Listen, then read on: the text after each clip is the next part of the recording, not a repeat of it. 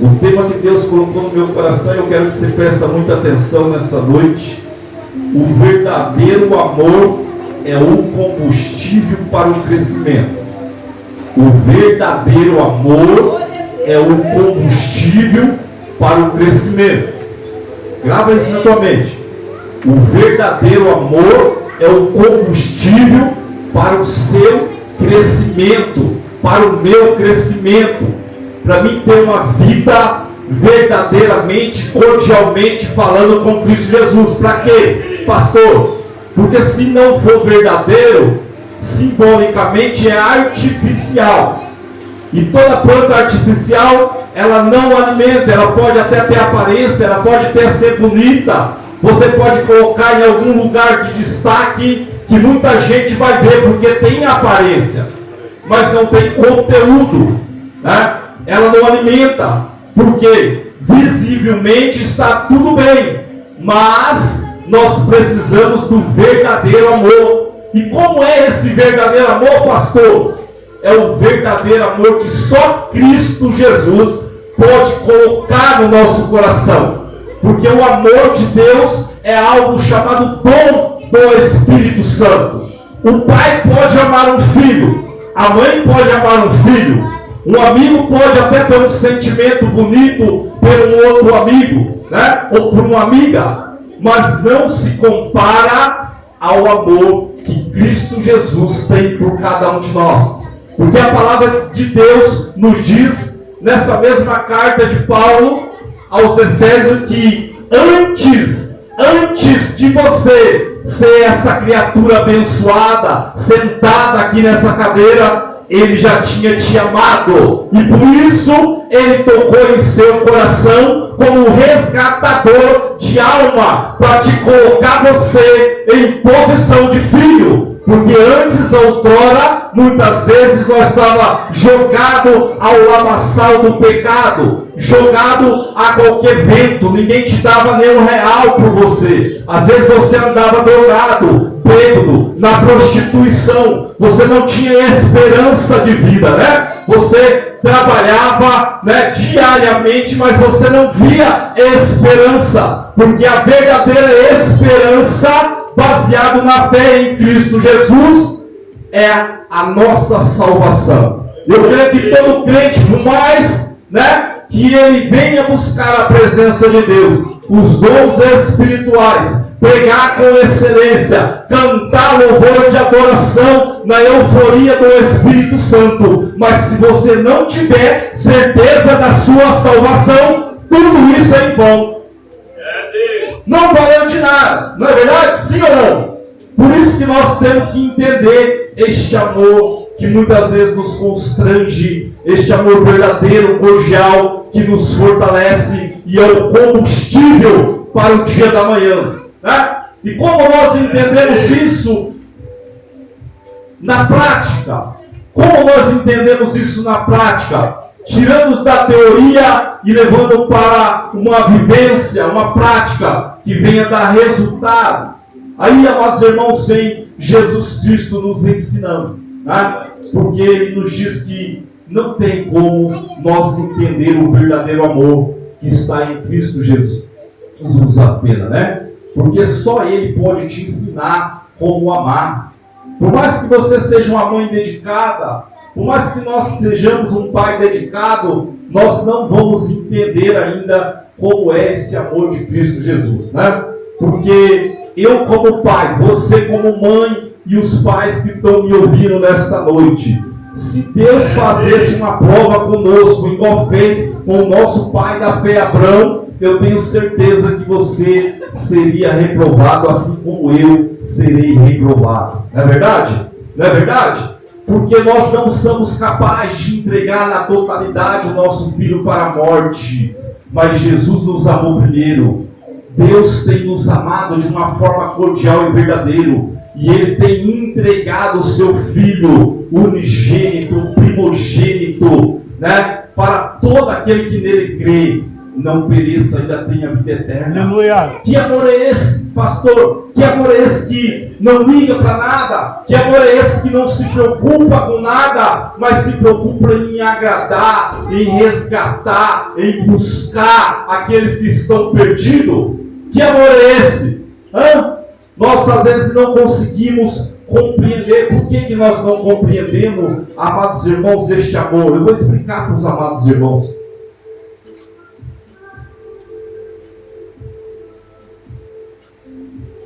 Porque a palavra de Deus diz que esse amor vem de um conteúdo chamado fé.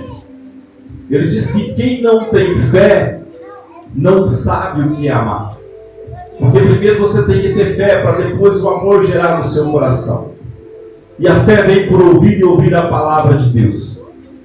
Como eu vou ter este amor, esse conteúdo da palavra de Deus dentro do meu coração, se eu não busquei ela verdadeiramente? Não é verdade? Porque antes, quando eu era menino, eu pensava como menino. Não é verdade? O apóstolo Paulo ele começa a fazer uma indagação disso quando nós lemos as cartas paulinas. Quando nós pegamos, amados irmãos, 1 Coríntios, no seu capítulo número 13, ele vai falar de um amor grandioso, ele vai falar de tantas coisas, mas quando ele termina esse capítulo, ele fala assim, né, entre três coisas: a esperança, o amor, o mais que você vai tirar proveito é o amor. Porque ele diz que não adianta nada você doar o seu corpo para ser queimado. Se não tiver amor, nada disso nos adiantaria. Ele diz que não adianta, amados irmãos, eu pousar de bonzinho, não adianta nada eu fazer banca, não adianta nada eu falar, né? Só nesse versículo, amados irmãos, teve um versículo do capítulo de número 13, que ele fala da palavra menino por 6 vezes, né? Agora imagina o que o apóstolo Paulo queria nos orientar sobre falar em um versículo só 6 vezes a palavra menino. Aí eu tive, amados irmãos, analisando esse texto, fazendo uma exegese, buscando compreender como Deus estava falando sobre este amor, né? Porque só Ele pode mover algo, e eu pude compreender algo, e eu quero contribuir com os amados irmãos nessa noite. É de Deus isso. E eu tenho certeza, amados irmãos, se você aplicar para a sua vida, você vai entender e você vai virar uma chave na tua mente. E essa chave vai trazer vida longa para você. Vai trazer um alicerce sobre os teus pés. Você vai pisar sobre a rocha que é Cristo Jesus e vai estar fortalecido para caminhar. Assim como Elias comeu daquele pão quando ele estava entregue às ameaças de Jezebel, mas ele tomou um pouco daquela água que caiu do céu e comeu um pedacinho daquele pão. E ele caminhou por mais 40 dias e 40 noites sem oscilar nem um só segundo. E é isso que nós temos que entender. Muitas vezes nós temos que se alimentar deste verdadeiro pão, este combustível que nos ergue, que nos faz nós caminharmos em estrada aberta, cheia, amados irmãos, de bênção, guiada pelo poder de Deus. Nós temos que aprender algo com as Escrituras Sagradas. Nós temos que aprender com Cristo Jesus. Nós temos que aprender, amados irmãos, a caminhar como Cristo caminhou. Essa é a verdadeiro evangelho, essa é a verdadeira pregação. Por que, pastor, o senhor está falando isso? Porque Deus está me inspirando eu falar para você que aquilo que te alimenta é a palavra de Deus. Aquilo que pode te sustentar é a palavra de Deus. Aquilo que pode ser um combustível para te levar para o céu é a palavra de Deus. Você pode fazer muitas coisas nessa terra. Você pode ser um empresário bem-sucedida, pode ser uma dona de casa exemplar, pode ser uma esposa excelente. Nada disso vai adiantar se nós não pegar a senha no céu para poder entrar na glória de Deus. Porque o dia passa muito rápido, não é verdade? Esse dia mesmo nós começamos, amados irmãos, este ano de 2024, nós já estamos no último mês, Veja como o tempo passa, né? Eu lembro quando eu era pequeno, eu ficava torcendo para que chegasse o Natal logo. Então eu queria que o tempo voasse para que chegasse o Natal. Por quê? Natal era simbolizava, né? Não simbolizava Cristo Jesus para mim, que era criança. Simbolizava tobaína, né? Naquele tempo tinha aqueles refrigerantes tobaína, doce. Então nós ficávamos naquela euforia, eu e meus irmãos. Tomara que chegue o Natal. Mas nem lembrava de Cristo Jesus. Não tinha nenhum entendimento. Né? Então nós ficávamos pensando, tomara que chegue o Natal logo, que eu vou ganhar presente, Papai Noel vai chegar aqui, vai entrar pelo chiminé, vai deixar alguma coisa para nós, né? Às vezes nós nem dormíamos na noite de Natal pensando que vai vir ele voando com uma rena, não é verdade? Aqueles, né, bichinhos na frente, aquele, né, parecendo um carroção do mundo antigo, cheio de presente. Então, como nós morávamos no sítio, nós nem sabíamos falar o nome, nós pensávamos que era um carroção cheio de presente.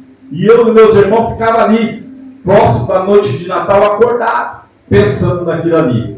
Mas por quê? Porque nós era criança. Nós não tínhamos uma maturidade. Nós não conseguíamos entender a verdadeira essência do Natal.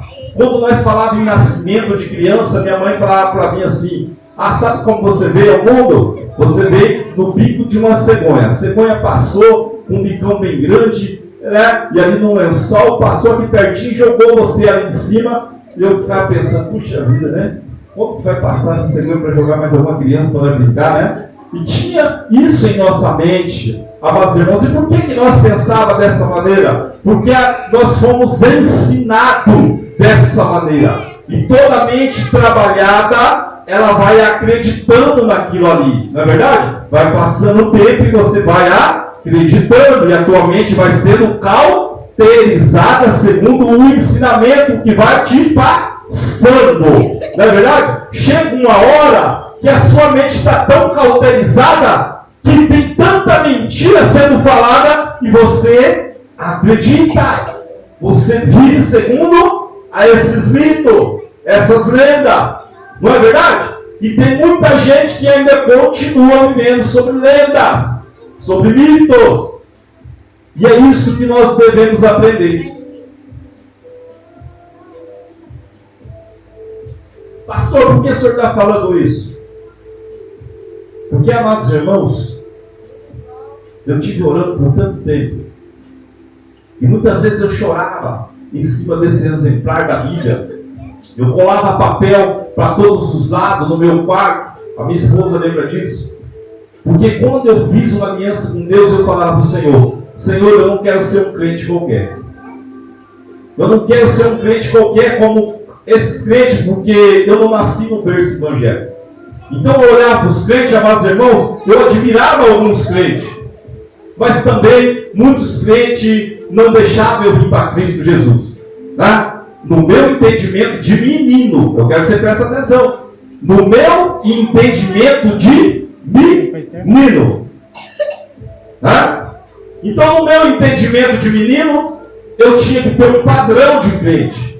E esse padrão, eu tinha que me apresentar a Deus como o crente mais santarrão da igreja. Então olhar para o santarrão da igreja, né? Não que seja errado, porque a Bíblia diz que aquele que é santo se santifica ainda mais. Mas quem está fora do padrão, quando ele vê um crente bem posicionado, parece que ele tem inveja. Ele já chama de santarrão, mas é santo demais, não é verdade?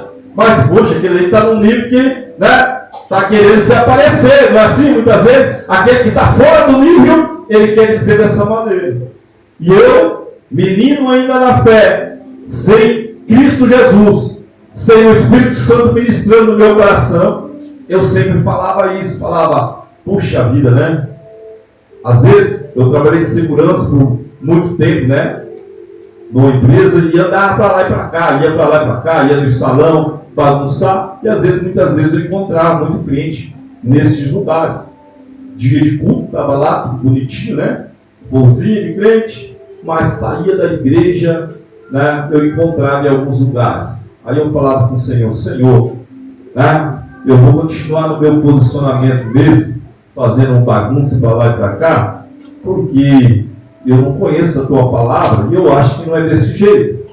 Eu acho que não é tudo desse jeito não que funciona, né? Na prática não é assim.